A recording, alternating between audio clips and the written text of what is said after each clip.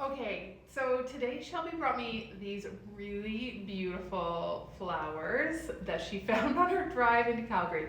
These are lupins, and what is amazing is that we're at the very beginning of June and these are already in blossom. This spring has been certainly unusual in terms of the amount of heat that we've had and how far along some of our summer wildflowers are. It's summer wildflowers like months early. So wonderful, they're here. We're going to celebrate it. And so these are lupin. There's a lot of different species of lupin that you'll find in Alberta. There's mountain lupin, there's on and on. But generally what the spiritual properties of lupin are is they're really about connecting into soul communication or higher mind state.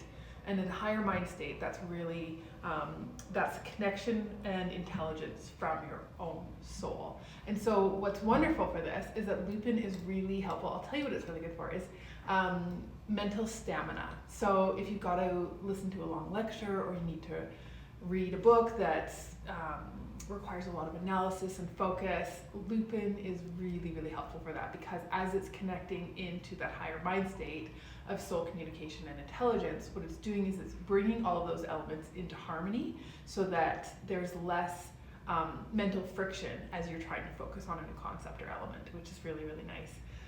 The other aspect of it that is wonderful and people have used it for is for, it's kind of like a solution finder.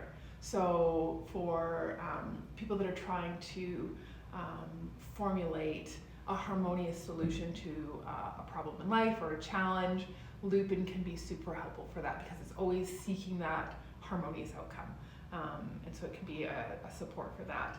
If you're using it for the spiritual properties, you're going to want to focus on the blossom, a little bit the leaf, but more the blossom. And I recommend that it's then you're using that as a topical application. I know in the herbal world, at least when I was in South America, we saw it used for helping to eliminate parasites, but they are using a really specific preparation with that, because you can certainly overdo it with lupin, which is not a good idea. It can be a little bit toxic. So be careful if you're considering any preparations for ingesting, that you're talking to somebody who really knows what they're doing, because you can get sideways. So anyways, that's the lupin. We've got lots of this available to us. So I don't know if you've kept up, but we've been doing these wildflower elixirs, and we're really excited about these because as we go through the summer, and this seems to be such an abundant summer for flowers, we're going to be doing some sort of smaller preparations of these elixirs. They're all going to be roll-ons for topical use, and it allows you to experience the spiritual properties of these plants on the individual basis. And when I say individual, I mean the individual plants. So stay tuned, we'll let you know if those become available. We'll put them online, but they'll also be in store. So there you go.